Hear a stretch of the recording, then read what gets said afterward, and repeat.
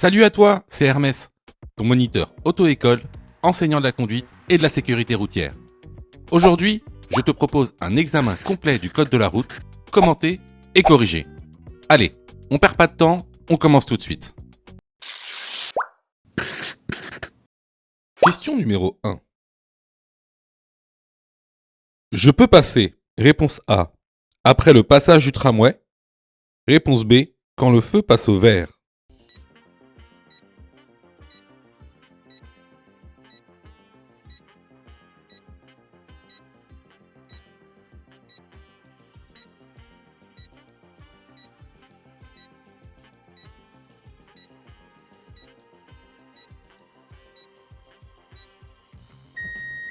Alors, en général, quand il y a une traversée de tramway qui est régie par des feux de signalisation, c'est qu'il y a une raison.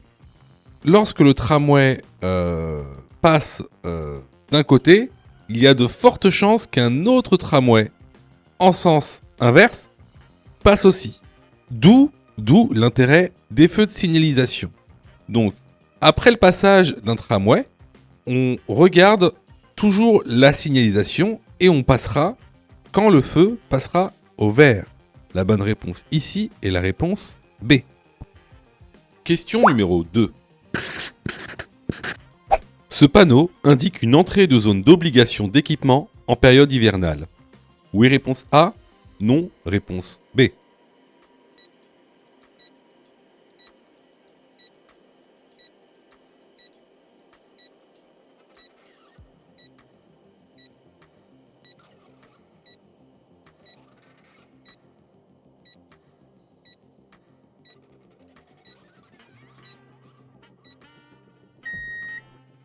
Alors, ce panneau, on appelle ça un panneau B58, donc qui est effectivement, qui indique une entrée de zone d'obligation d'équipement en période hivernale. Alors, on va voir deux choses déjà. Donc, c'est quoi une période hivernale et c'est quoi les équipements obligatoires ? Alors, la période hivernale, elle est fixée par décret, c'est entre le 1er novembre et le 31 mars. Donc, entre le 1er novembre et le 31 mars, si vous voyez ce panneau, il faut obligatoirement que vous ayez des équipements pour la période hivernale. Alors, c'est quoi ces équipements pour la période hivernale ? Ce sont des dispositifs antidérapants. Ah oui, mais c'est quoi des dispositifs antidérapants ? Alors, il y en a plusieurs. Vous avez les chaînes métalliques. Alors, à savoir que les chaînes métalliques, il est obligatoire d'en avoir au moins 2 sur les 2 roues motrices. Donc, vous pouvez aussi également mettre des chaussettes, c'est un peu plus facile à disposer. Ou alors avoir des pneus hiver. Alors, c'est quoi des pneus hiver ? Les pneus hiver, c'est des pneus avec le marquage 3PMSF. Donc ça veut dire Three-Peak Mountain Snowflake. Et donc ça, les pneus hiver, il faut en avoir sur toutes les roues. Alors, vous allez voir, sur la roue, il y aura soit marqué 3P MSF, soit il y aura une montagne à 3 pics avec un flocon de neige dessus. Donc ici, la bonne réponse, c'est la réponse A. Ce panneau indique bien une entrée de zone d'obligation d'équipement en période hivernale. Question numéro 3. En posant mon téléphone comme cela, je risque de répondre à un appel ou un message. Oui, réponse A. Non, réponse B.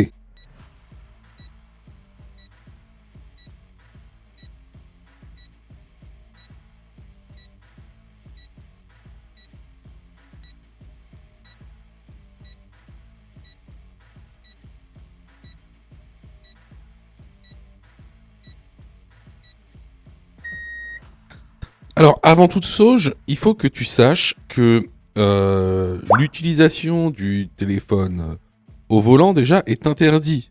C'est une contravention de classe 4, 135 € d'amende, 3 points en moins. Alors, pourquoi c'est interdit ? Parce que, tout simplement, c'est interdit parce que l'usage du téléphone au volant est responsable d'à peu près 10% des accidents et multiplie par 3 le risque d'avoir un accident.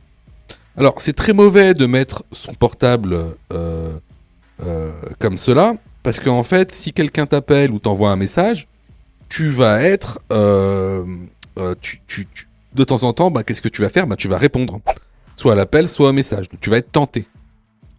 Donc, dans ce cas-là, le mieux à faire, c'est de ranger le téléphone dans le sac.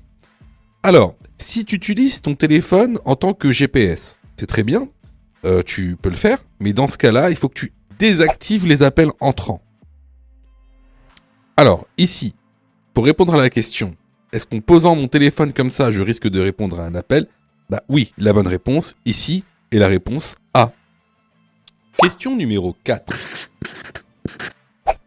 La signalisation indique une succession de virages dangereux dont le premier est à gauche.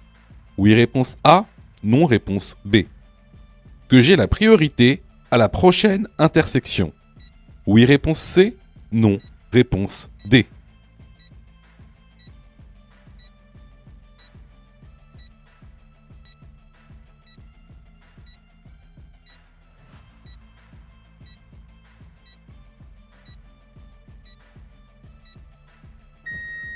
Alors ici, question super intéressante.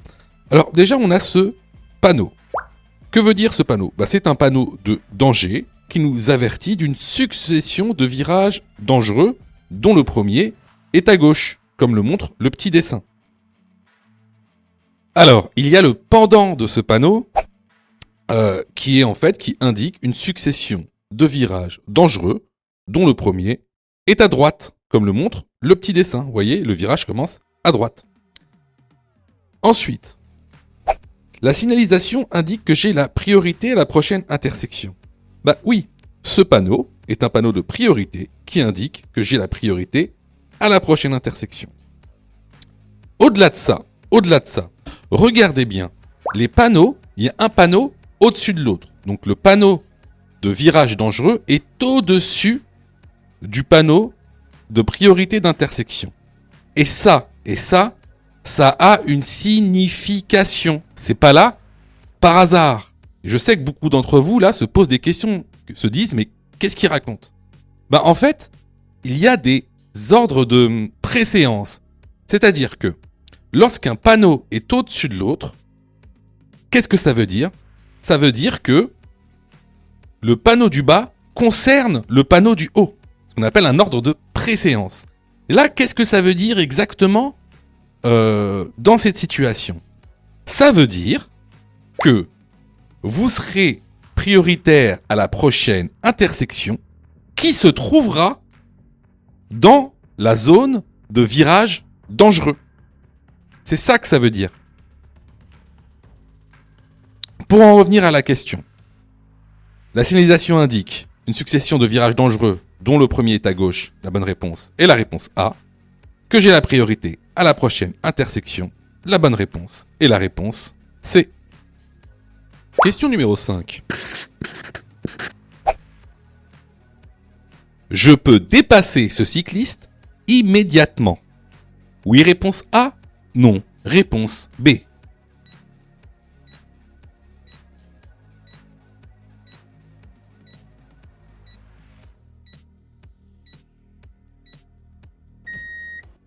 Alors ici, tu vois, on est dans un contexte super intéressant. À notre droite, on a un bus à l'arrêt, un arrêt de bus qui dépose des passagers. À la gauche du bus, on a un cycliste et apparemment ce cycliste veut dépasser le bus dans sa propre voie. Alors, déjà, il faut que tu saches que pour dépasser un vélo, il faut respecter un intervalle de sécurité de 1 mètre en agglomération. Or, ici, on voit bien que si on dépasse le vélo, on n'aura pas cet intervalle de sécurité. Donc, juste pour cette raison, on ne peut pas dépasser le cycliste. Mais il y a une deuxième raison. Comme tu peux le voir ici, notre champ de vision est obstrué par le bus. On ne sait pas ce qui se passe devant le bus. Étant donné qu'il a déposé des passagers, peut-être que certains passagers se sont mis devant le bus pour traverser de manière inopinée. Donc, ce que je fais ici, c'est que je ralentis. La bonne réponse est donc la réponse B. Question numéro 6. La ceinture de sécurité doit être posée à plat sur le corps? Oui, réponse A. Non, réponse B. Peut-être. Réponse C, vrillée. Réponse D, détendue.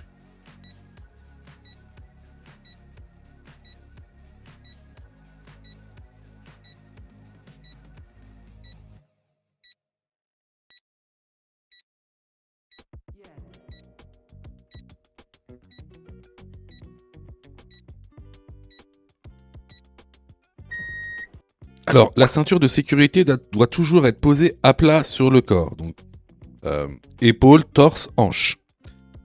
Elle ne doit pas être vrillée ni détendue. La bonne réponse ici est la réponse A. Question numéro 7. Sur cette route, les véhicules sont prioritaires en tout temps.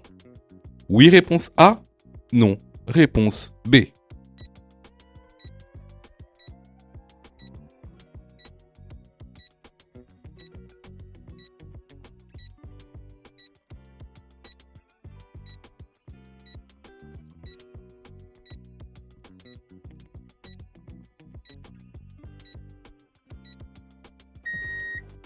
Alors, c'est une question qui est très intéressante.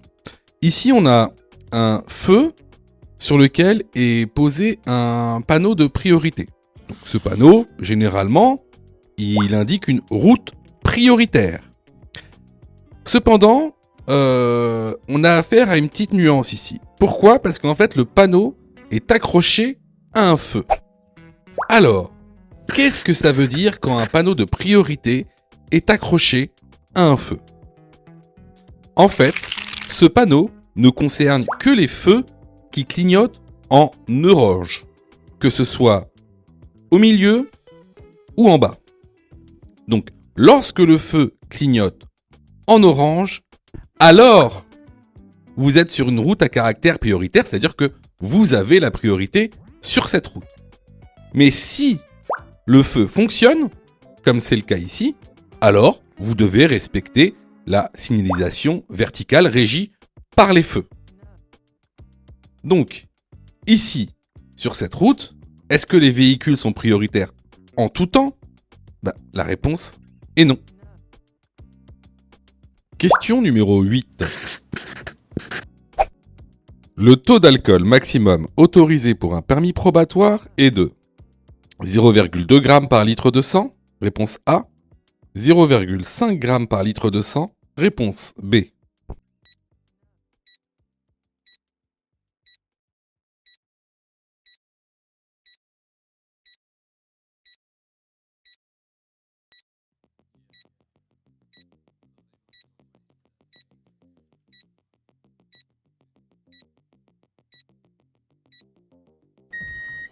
Alors, attention à cette question parce que vous êtes beaucoup à ne pas comprendre pourquoi il y a des taux différents. Alors, s'il y a des taux différents, c'est tout simplement parce qu'il faut différencier les personnes qui sont en permis probatoire, c'est-à-dire ceux qui, en général, ont leur permis depuis moins de 3 ans, et ceux qui ont un permis, on va dire, normal, c'est-à-dire ceux qui ont passé la période probatoire. Donc, 2 taux différents. Pour une personne qui a dépassé son permis probatoire, le taux d'alcool maximum autorisé, c'est de 0,5 g par litre de sang.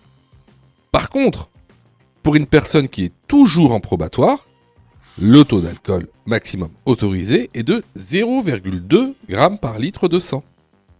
Donc, la bonne réponse ici est la réponse A. Question numéro 9. Le véhicule noir a la priorité sur le véhicule à sa droite. Oui, réponse A, non, réponse B. Le véhicule noir doit ralentir et placer le pied devant le frein. Oui, réponse C, non, réponse D.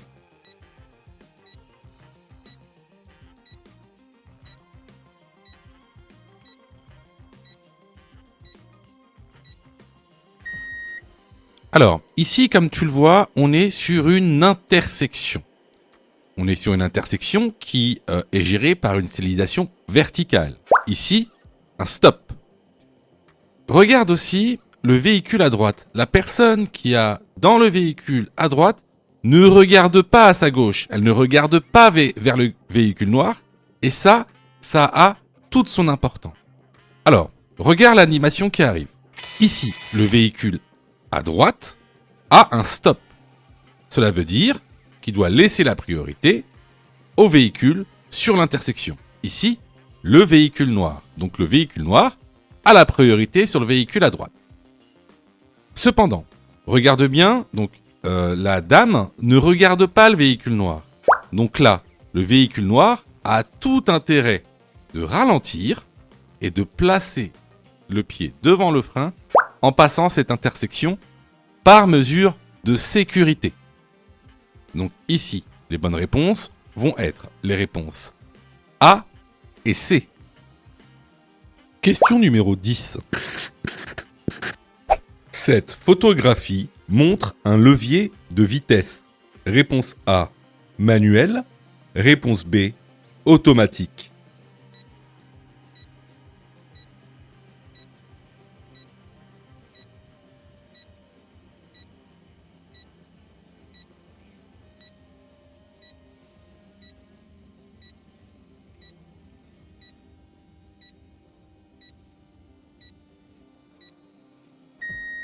Alors, ici, tu vois bien que c'est une boîte de vitesse qui est automatique. Tu peux le reconnaître parce que sur ce levier, il y a des lettres. Alors, que signifient ces lettres? Alors, tu as tout d'abord la lettre S. La lettre S qui veut dire séquentiel. Ça, c'est quand tu veux utiliser la boîte de vitesse en séquentiel. La lettre D pour drive qui indique la conduite.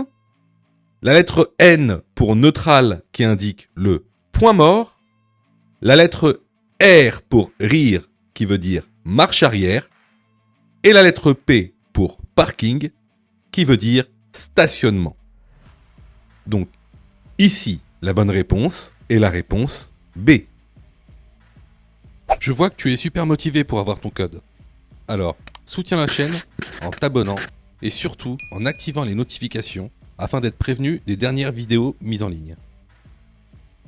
Question numéro 11. Le véhicule est bien garé. Oui, réponse A, non, réponse B.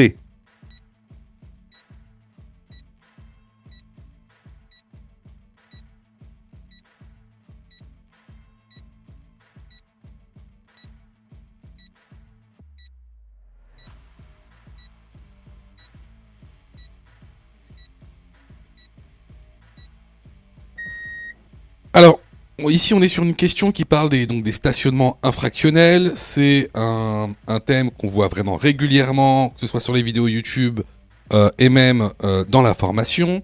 Donc comme vous le savez, il y a plusieurs types de stationnement infractionnel. Stationnement abusif, stationnement gênant, très gênant, dangereux. Alors, ici on est sur un stationnement qu'on dit très gênant. Pourquoi ? Parce que tout simplement, vous n'avez pas le droit de vous garer sur un trottoir.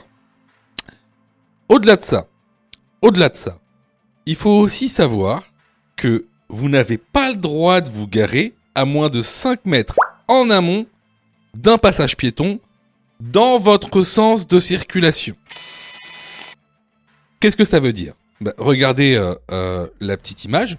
Si vous vous garez 5 mètres avant un passage piéton dans votre sens de circulation, alors c'est une infraction. C'est ce qu'on appelle un stationnement très gênant. Et donc, c'est une amende donc, de 135 € sans retrait de points.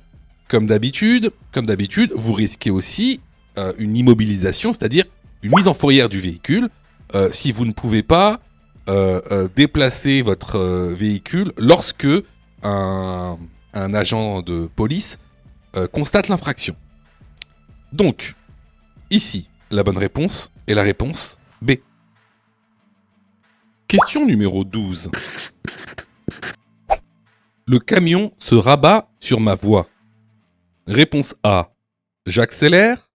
Réponse B, je ralentis. Réponse C, je maintiens mon allure.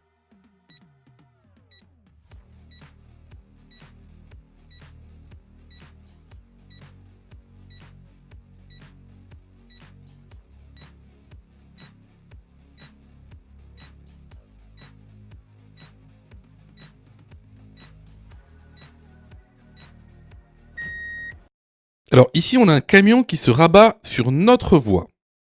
Alors, si j'accélère, qu'est-ce qui va se passer? Si j'accélère, je vais rentrer en collision directe avec le camion. Et en plus, ce sera moi le fautif. Ensuite, est-ce que je maintiens mon allure? Si je maintiens mon allure, c'est vrai, il ne va pas y avoir de collision et le camion pourra s'insérer. Cependant, regardez bien, si je maintiens mon allure, ma distance de sécurité ne sera pas suffisante. Parce que déjà, ici, il n'y a même pas une seule ligne de rive qui nous sépare. Or, pour une distance de sécurité réglementaire, il en faut 2. Donc ce que je fais ici, c'est que je ralentis pour pouvoir disposer d'une distance de sécurité réglementaire de 2 lignes de rive. La bonne réponse ici est la réponse B.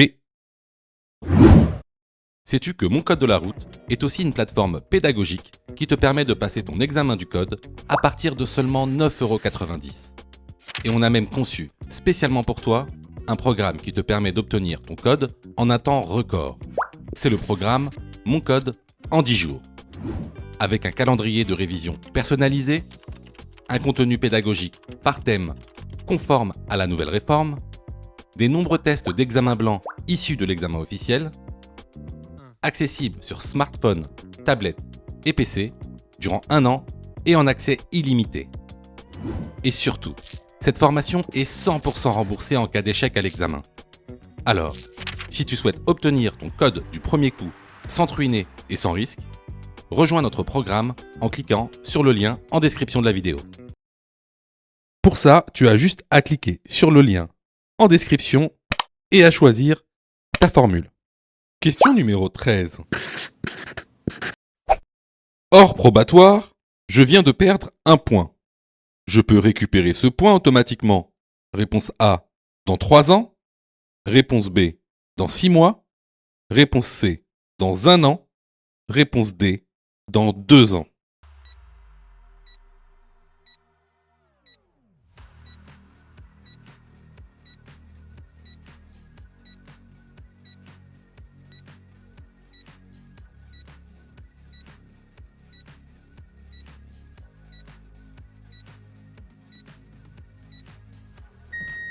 Alors ici encore une fois c'est une question de cours, donc là je vous montre le document que vous pouvez retrouver dans la formation qui vous montre les récupérations de points automatiques hors probatoire.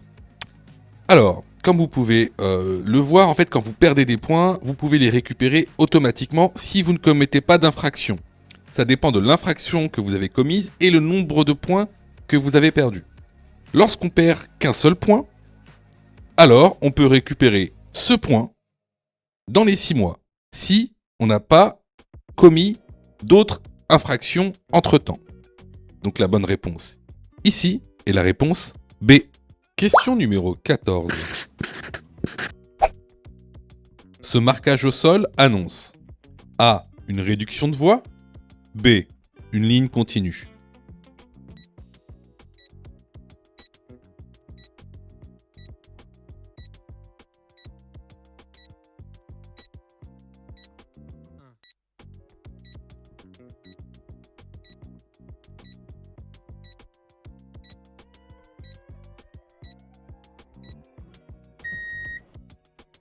Alors, petite question piège.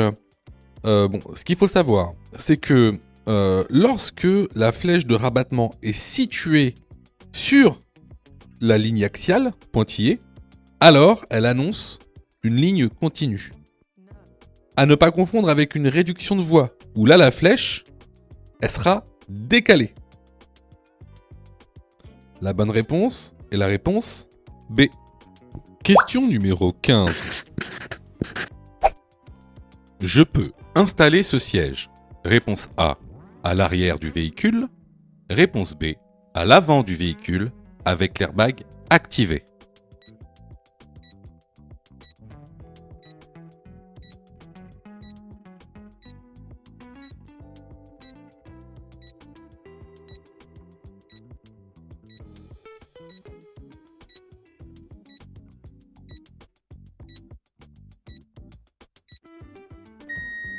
Alors, il faut que tu saches qu'il y a une réglementation bien spécifique pour l'installation des sièges pour enfants. Il existe 3 types de sièges pour enfants. Les sièges à coque, les sièges baquets et les sièges à dossier. Les sièges à coque, tu peux les placer à l'arrière du véhicule et à l'avant du véhicule, seulement si tu places le siège dos à la route et que tu désactives l'airbag passager. Tu peux placer le siège baquet seulement à l'arrière du véhicule, hors exception. Et tu peux placer le siège à dossier à l'arrière du véhicule, mais également à l'avant du véhicule sous 2 conditions. Que les places arrière soient toutes prises par des enfants de moins de 10 ans, qu'il n'y ait pas de place arrière, mais également, si tu mets le siège devant, il faut que tu actives l'airbag passager, cette fois-ci, contrairement au siège à coque. Donc, ici, je peux installer ce siège, qui est un siège à coque, à l'arrière du véhicule. Par contre, si je le place à l'avant, je devrais désactiver l'airbag passager. Les bonnes réponses ici et la réponse A. Question numéro 16. La distance de sécurité est la distance minimale réglementaire entre 2 véhicules. Oui, réponse A, non, réponse B. À 80 km/h, elle est de réponse C, 48 mètres, réponse D, 24 mètres.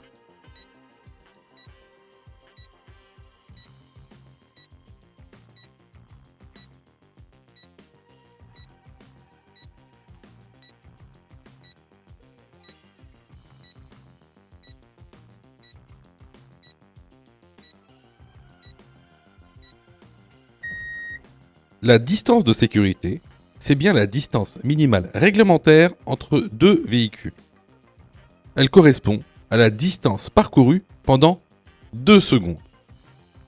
À 80 km/h, cette distance est de 48 mètres. Alors comment on la calcule?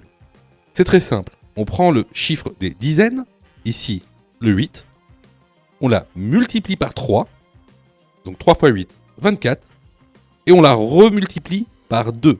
Donc 24 x 2, 48. Donc ici, les bonnes réponses sont les réponses A et C. Si vous avez du mal avec le calcul de la distance de sécurité, je vous conseille vivement d'aller dans la formation. Les vidéos sont totalement gratuites, donc abonne-toi pour aider la chaîne et surtout, active les notifications pour être prévenu des dernières vidéos et avoir ton code beaucoup plus rapidement. Question numéro 17. Mélanger l'alcool et les médicaments permet d'être plus vigilant. Oui, réponse A. Non, réponse B.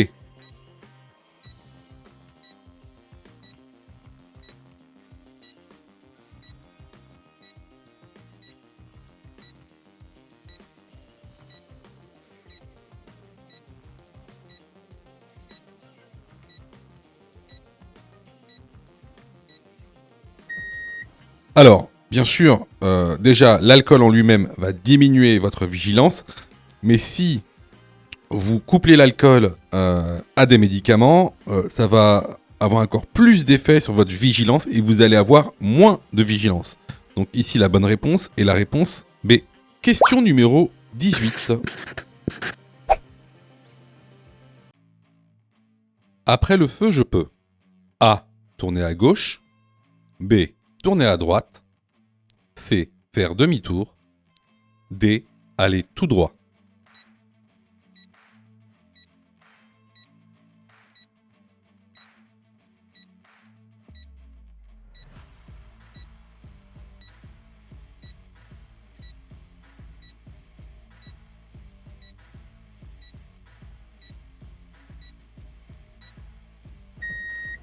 Alors, avant de répondre à la question, je vous conseille d'aller sur une de mes vidéos. J'ai fait une vidéo complète disponible sur ma chaîne sur les panneaux d'interdiction et d'obligation.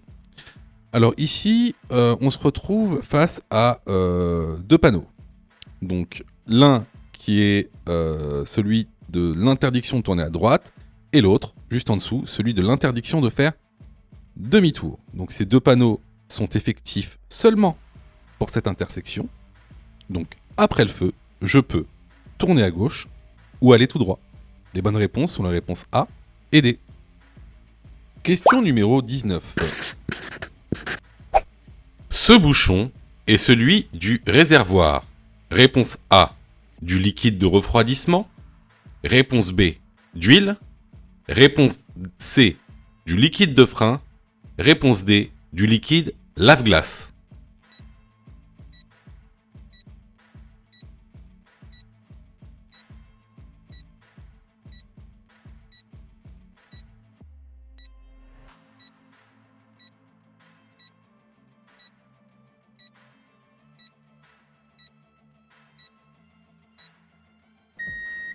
Alors ici, ce que vous voyez, c'est le bouchon du réservoir du liquide lave-glace. Alors, comment on le reconnaît, comment on le différencie par rapport aux autres bouchons? Bah, lorsque vous ouvrez le capot, vous allez voir que vous allez avoir accès à 4 réservoirs. Alors, ce qu'on vient de voir, donc le réservoir du liquide lave-glace, avec en général un bouchon bleu et des lave-glaces, avec un petit pictogramme de lave-glace dessus. Ensuite, vous avez le bouchon du liquide de refroidissement qui est en général est noir, avec un pictogramme dessus. Alors, ce qui est bien, c'est que ce pictogramme que tu vois dessus, ça correspond au voyant qu'il y a sur ton tableau de bord. Et ça, c'est quoi comme voyant? C'est le voyant qui indique que tu as un problème de refroidissement dans le véhicule. Ensuite, tu as le bouchon du liquide de frein. Le bouchon du liquide de frein, il est ici. En général, il est noir avec des pictogrammes jaunes. Et regardez ce qu'il y a comme pictogramme. Ce pictogramme, c'est quoi? C'est le voyant qui s'allume dans ton tableau de bord quand tu as un problème de liquide de frein, justement. Avec un point d'exclamation à l'intérieur pour dire qu'il y a un problème, tout simplement. Et enfin, tu as ici le bouchon du réservoir d'huile, d'accord? Et regarde le pictogramme qu'il y a dessus, c'est le voyant qui s'allume sur ton tableau de bord lorsque tu as un problème d'huile moteur. Donc c'est comme ça qu'on reconnaît quel bouchon appartient à quel liquide et quel réservoir. Donc ici, pour répondre à la question, la bonne réponse est la réponse D. Question numéro 20. La consommation d'alcool augmente le risque d'accident. Oui, réponse A. Non, réponse B.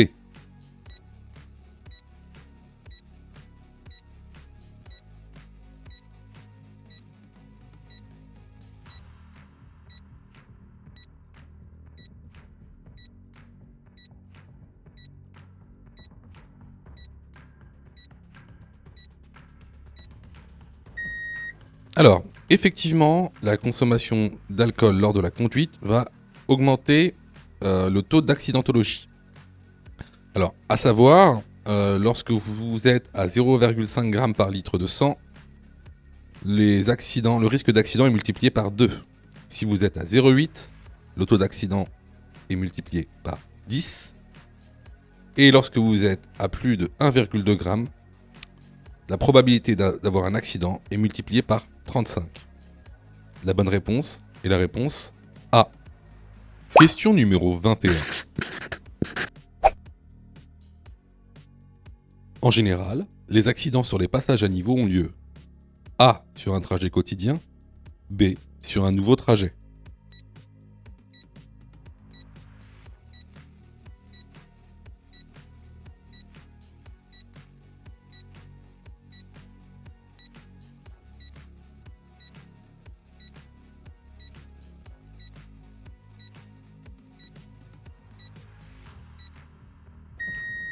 Comme la plupart des accidents de la route, ils ont lieu sur un trajet quotidien.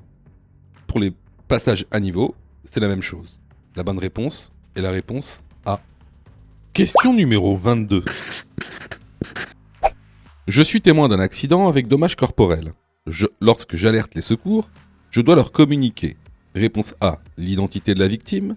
Réponse B, l'état de la victime. Réponse C, le lieu exact de l'accident.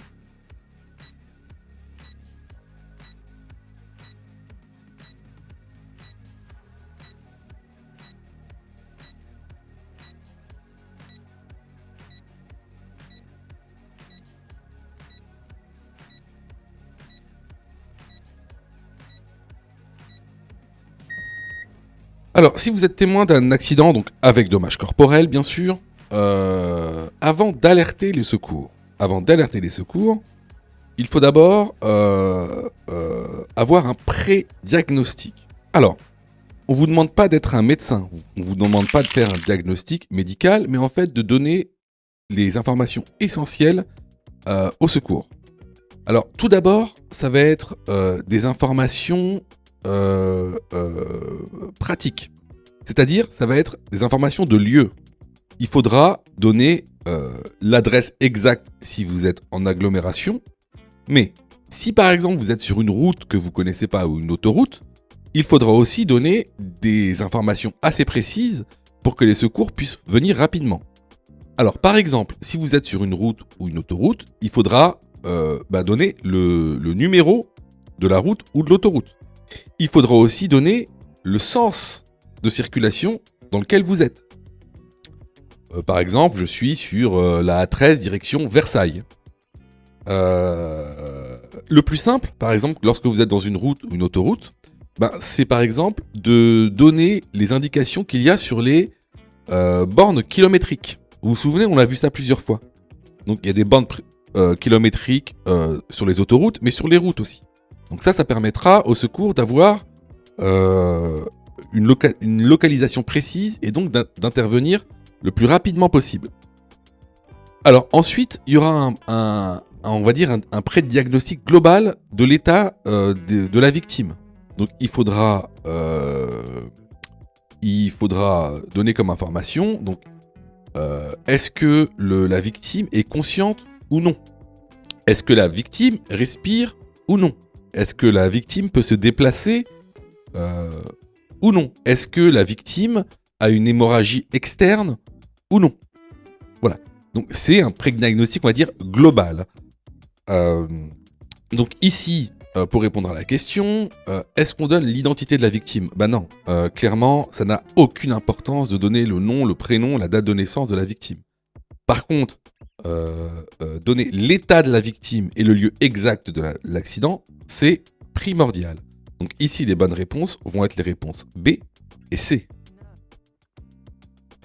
Alors, attention, tout ce qui est dit sur cette chaîne concernant les secours, les premiers secours à la personne ne sont valables que pour l'examen du code de la route. C'est de la théorie pure. Pourquoi je vous dis ça? Parce qu'en fait, dans la réalité, il y a plein de cas particuliers. Donc, si vous voulez savoir comment réellement secourir une personne, il faut passer votre brevet de secourisme. D'accord? Donc, ce qui est dit ici n'est valable que pour passer l'examen du code de la route, car c'est de la théorie. On ne fait que balayer les grandes lignes. Si tu aimes le contenu, alors prends quelques secondes pour liker la vidéo. C'est très important. Cela nous permet d'être mieux référencés et donc de te présenter encore plus de vidéos pour que tu puisses obtenir ton code le plus rapidement possible. Question numéro 23. Le véhicule est vert. Le véhicule bleu peut s'engager immédiatement. Oui, réponse A, non, réponse B.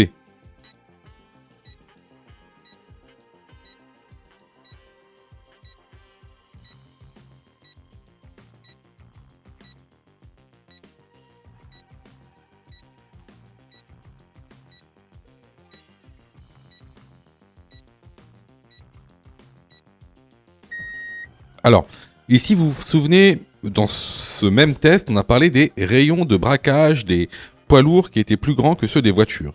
Là, ici, regardez, le bus veut tourner à droite. Donc, il va se déporter à gauche pour tourner à droite. Donc, ici, le véhicule bleu doit attendre que le bus tourne à droite pour pouvoir s'engager. La bonne réponse est la réponse B. Question numéro 24. La vitesse maximale autorisée est de A. 130 km/h, B. 90 km/h.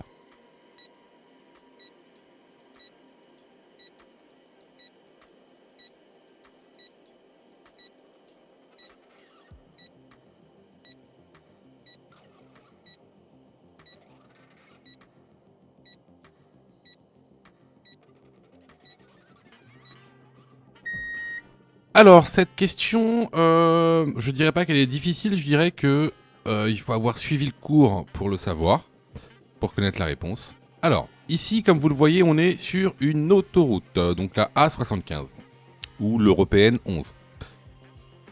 Normalement, la vitesse maximale autorisée est donc de 130 km/h. Seulement, il y a une exception, lorsqu'il y a des travaux. Alors, sur une autoroute ou sur une deux voies à chaussée séparée, les règles sont les suivantes.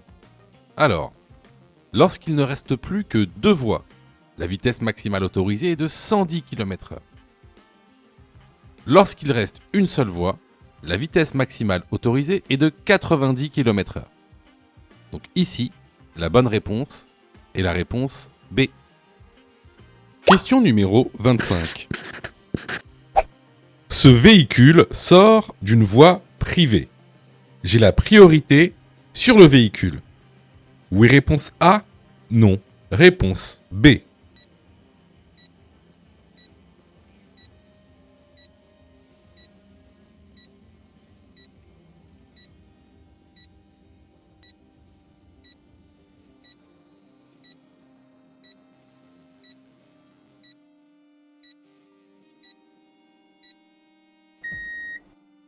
Alors, ce véhicule sort d'une voie privée. Donc, même s'il est à ma droite, il n'y a pas de priorité à droite. Hein? La priorité à droite ne vaut que si le véhicule sort d'une rue quelconque. Là, il sort d'une voie privée, ce véhicule. Donc, il n'a pas la priorité et je n'ai pas à lui céder la priorité. Donc ici, la bonne réponse est la réponse A. Question numéro 26. Avec cette commande, je règle la hauteur des feux. Oui, réponse A. Non, réponse B.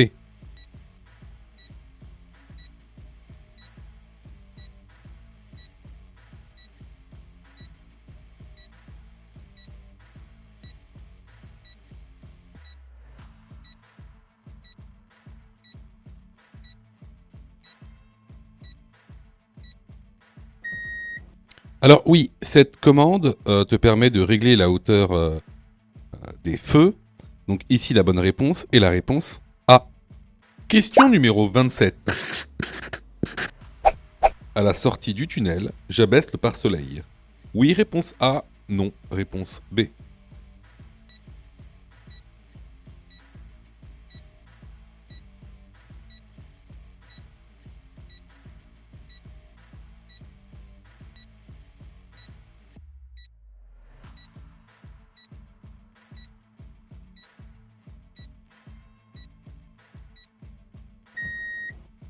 Alors, bon bah ici on va pas s'attarder parce que c'est dans le cours de la formation, quoi, c'est du cours.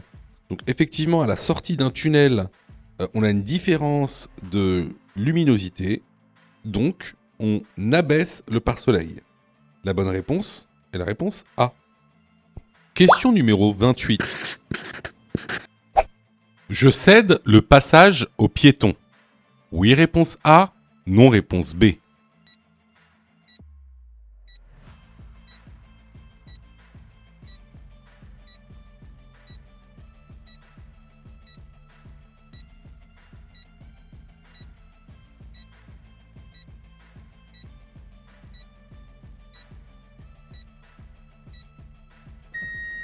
Alors ici, on est sur une intersection qui est gérée par une signalisation lumineuse.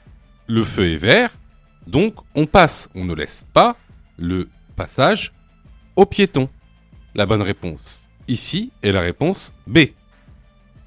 Question numéro 29.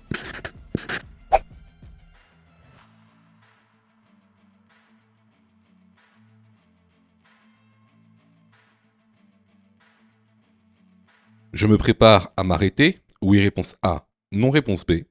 Je klaxonne. Oui, réponse C. Non, réponse D.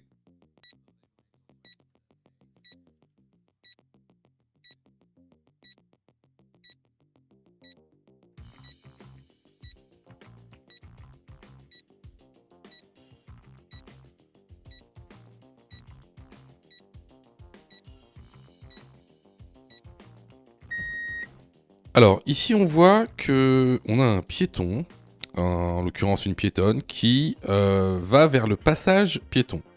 Donc, elle a tout l'air de vouloir passer le passage piéton. Donc là, effectivement, ici, je vais préparer à m'arrêter. Est-ce que je klaxonne ? Déjà, en agglomération, il est interdit de klaxonner. Et en plus, il n'y a aucune raison de klaxonner. Si elle s'apprête à traverser le passage piéton, je ralentis et je prépare à m'arrêter. Il n'y a aucune raison de klaxonner ici. Donc, je me prépare à m'arrêter. Oui, réponse A. Je klaxonne. Non, réponse D. Question numéro 30. Dans cette situation, réponse A, je ralentis. Réponse B, j'accélère.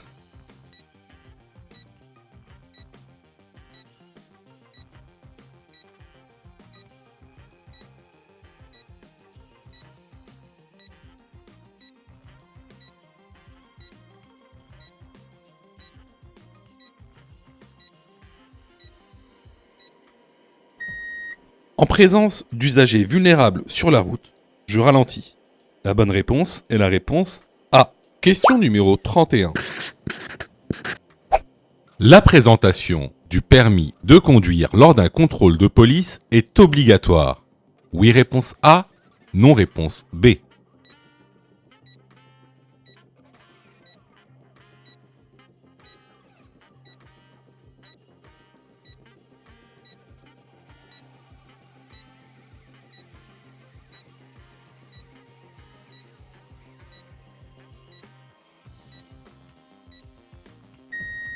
Alors, plusieurs documents sont obligatoires à bord du véhicule et donc lors d'un contrôle de police.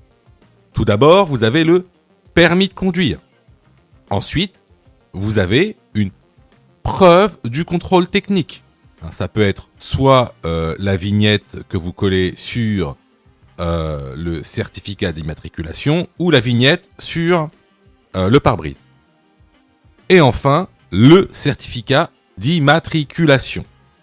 Alors, je sais que beaucoup d'entre vous vont dire « Ah, t'as oublié quelque chose, hein, et l'assurance alors ?» Alors, non, l'assurance n'est pas obligatoire lors d'un contrôle de police depuis avril 2024. Donc, pour en savoir plus, je vous conseille d'aller dans la formation. Donc ici, est-ce que la présentation du permis de conduire est obligatoire lors d'un contrôle de police ? La bonne réponse est la réponse A. Question numéro 32.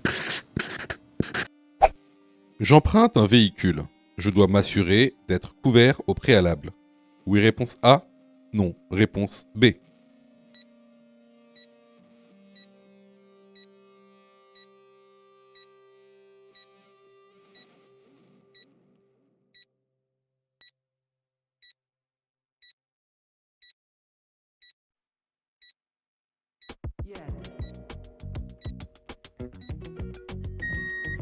Avant de prendre un véhicule, il faut toujours demander à regarder l'assurance et savoir si vous êtes bien couvert en cas d'accident. La bonne réponse est la réponse A. Alors, vous voyez, il y a beaucoup de gens, en fait, je sais, hein, je sais que vous êtes trompés. Enfin, beaucoup d'entre vous se sont trompés. Je sais que vous passez beaucoup de temps à réviser votre code. Je le sais. Hein, sûrement que même vous avez une application gratuite. Mais vous savez, les applications gratuites, si c'est gratuit, ne pensez pas que vous allez avoir de la qualité. D'accord ? Ne pensez pas ça. Hein, c'est pas pour rien qu'il y a 40% de taux d'échec. Quasiment la moitié des gens qui regardent cette vidéo vont rater leur code. Pas parce qu'ils n'ont pas travaillé, pas parce qu'ils sont nuls, parce que vous avez été mal formés. C'est pour ça que nous, on vous propose donc une plateforme de formation 100% dédiée au code de la route, réalisée par des professionnels, avec une méthodologie adéquate qui vous permettra d'avoir votre code de la route rapidement. En plus de ça, vraiment ça coûte pas cher. Vous pouvez commencer à vous former pour 9,90 €. Ça c'est la formule la plus basse. Sinon, Vous pouvez même choisir la formule mon code en 10 jours. Et avec cette formule, vous êtes 100% remboursé si vous ratez votre code. Simplement en envoyant la preuve de votre échec. Donc voilà, moi un petit conseil que je vous donne, surtout si vous êtes trompé à cette question, allez dans la plateforme, formez-vous correctement. Vous allez voir, ça va bien se passer. Pour ça, tu as juste à cliquer sur le lien en description et à choisir ta formule. Question numéro 33. À bord du véhicule, le compteur kilométrique est réponse A, facultatif, réponse B, obligatoire.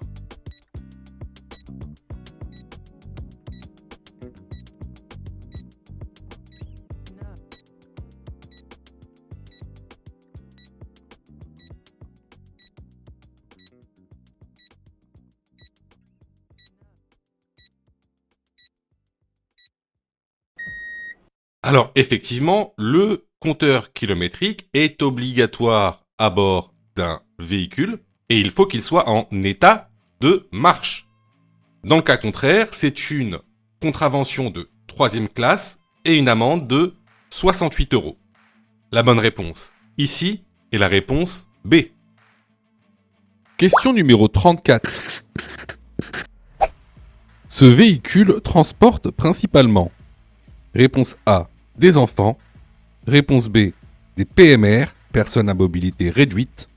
Réponse C, des personnes âgées.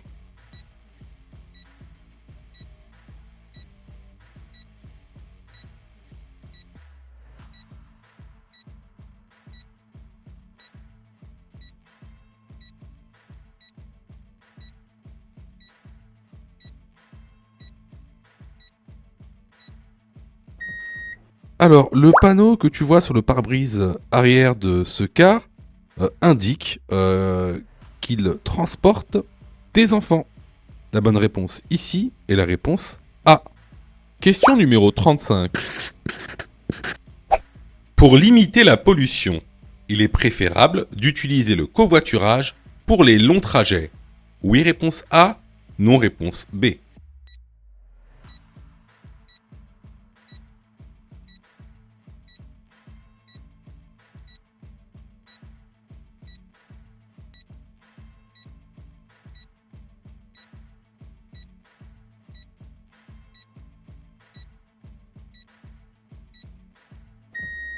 Alors oui, pour les longs trajets, afin de diminuer la pollution, il est préférable d'utiliser le covoiturage. Alors, il est préférable d'utiliser le covoiturage, mais par rapport à quoi ? En fait, la question induit qu'il est préférable d'utiliser le covoiturage par rapport à l'éco-partage. D'accord ? Pourquoi ? Parce qu'en fait, l'éco-partage, c'est de la location de véhicules courte durée.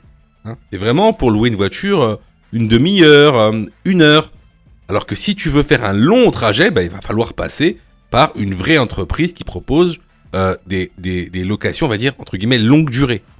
Donc, effectivement, pour les longs trajets et limiter la pollution, on va préférer le covoiturage.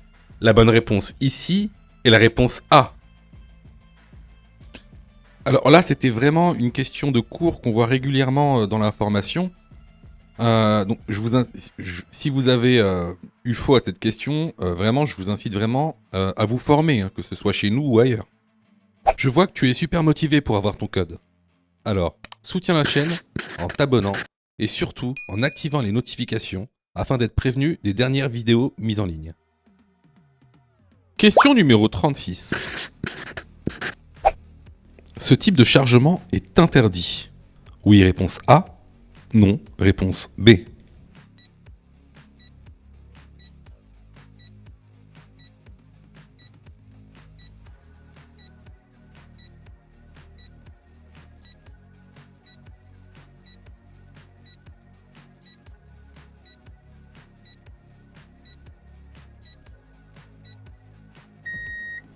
Alors, concernant la réglementation sur les chargements, il faut savoir que rien ne doit dépasser à l'avant. Donc, aucun porte-à-faux avant n'est autorisé.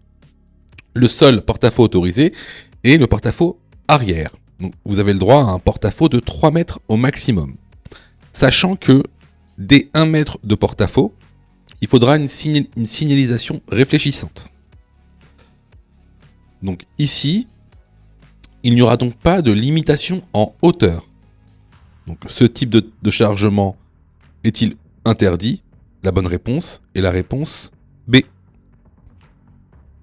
Question numéro 37. La ceinture de sécurité est facultative dans un véhicule de particulier. Oui, réponse A, non, réponse B.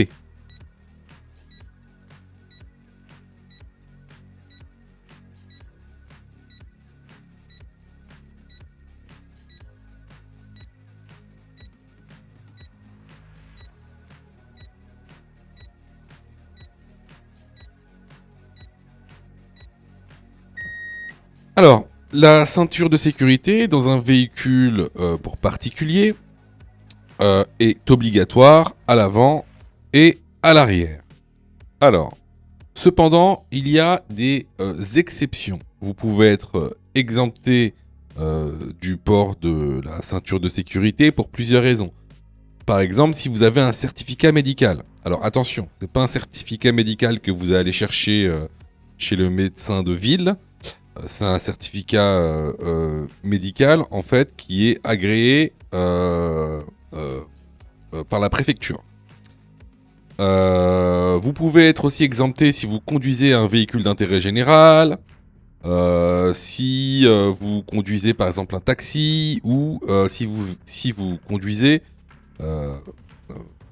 par exemple des véhicules qui effectuent des livraisons en porte-à-porte. Voilà, donc il y a des exceptions, hein, mais ça concerne surtout les entreprises privées, hein, par exemple les taxis ou autres. Mais sinon, lorsqu'on est dans une voiture de particulier, le port de la voiture est obligatoire à l'avant et à l'arrière. Hors exemption médicale par un médecin agréé par la préfecture. Donc, ici, la bonne réponse est la réponse B. Question numéro 38. Je roule à 71 km/h. Je peux dépasser le camion. Oui, réponse A. Non, réponse B.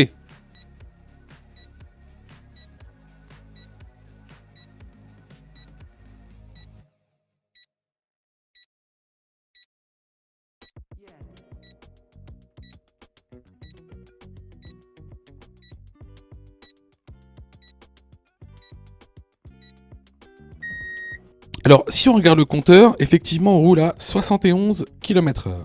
Or, que nous dit la signalisation?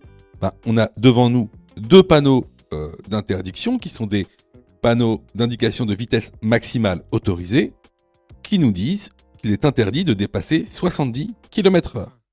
Donc ici, je dépasse pas, je reste derrière le camion en mettant en place une distance de sécurité adéquate. La bonne réponse ici est la réponse B. Alors là, c'était vraiment une question de cours qu'on voit régulièrement dans l'information.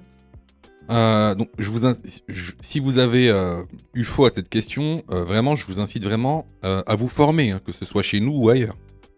Alors, je reçois plusieurs messages de votre part, d'ailleurs, je vous en remercie. Alors, vous me posez souvent 2 questions. Alors, la première, c'est quand est-ce que je suis prêt pour passer mon code? Et la deuxième, c'est est-ce que je dois suivre la formation? Alors, tout d'abord, on va répondre à la première question. Quand est-ce que tu es prêt pour passer ton code? C'est très simple. Si tu fais moins de 5 fautes sur les 5 dernières séries d'examens blancs que tu as fait, alors tu es prêt à passer le code de la route. Donc attention, hein, ça veut dire qu'il faut que sur les 5 dernières séries que tu as faites, de manière consécutive, il n'y a pas une seule série où tu as fait plus de 5 fautes. Donc si tu as fait plus de 5 fautes à une seule série, il faut que tu continues à faire des examens blancs.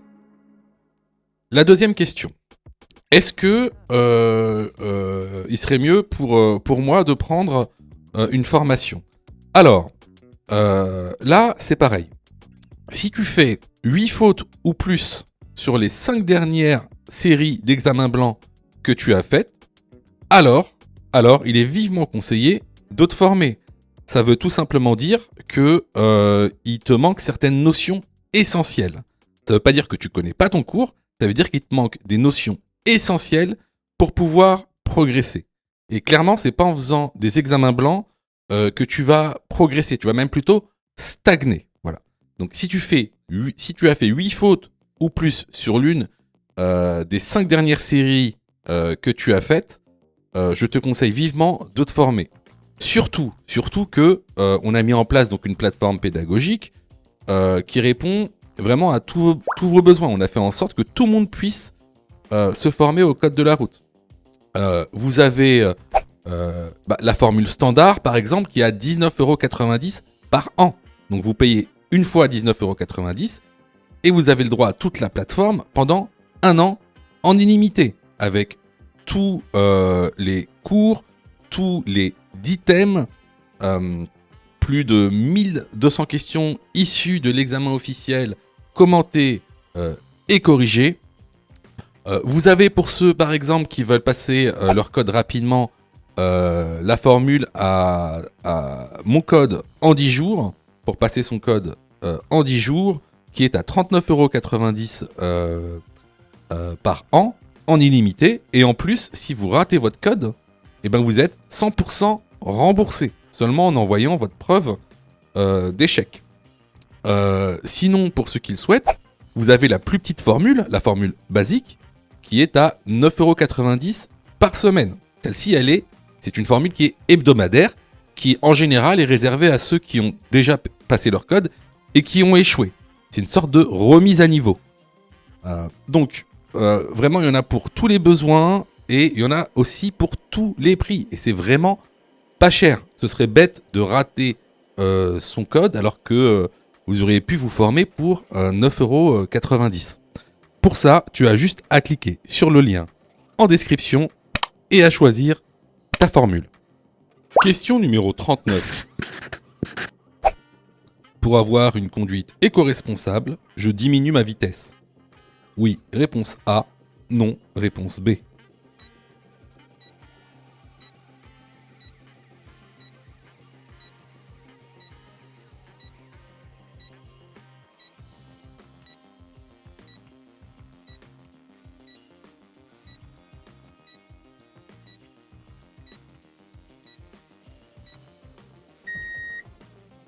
Alors, n'oubliez pas, une conduite éco-responsable, c'est une conduite économique et écologique.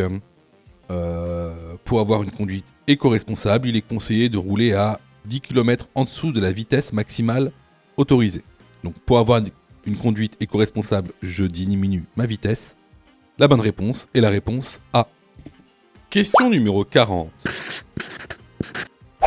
Le rayon de braquage d'un bus est plus grand que celui d'une voiture. Oui, réponse A. Non, réponse B.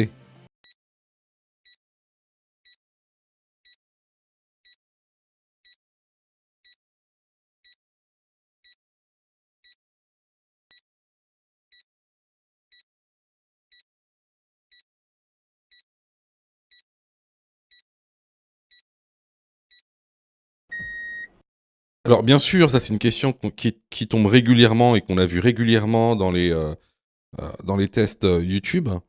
Comme le montre cette petite animation, le rayon de braquage d'un bus ou d'un poids lourd va être largement plus grand que celui d'une voiture. Donc on respecte le marquage au sol au feu rouge. La bonne réponse ici est la réponse A.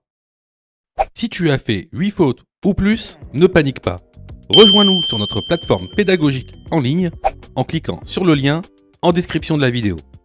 Tu pourras alors choisir la formule qui te convient.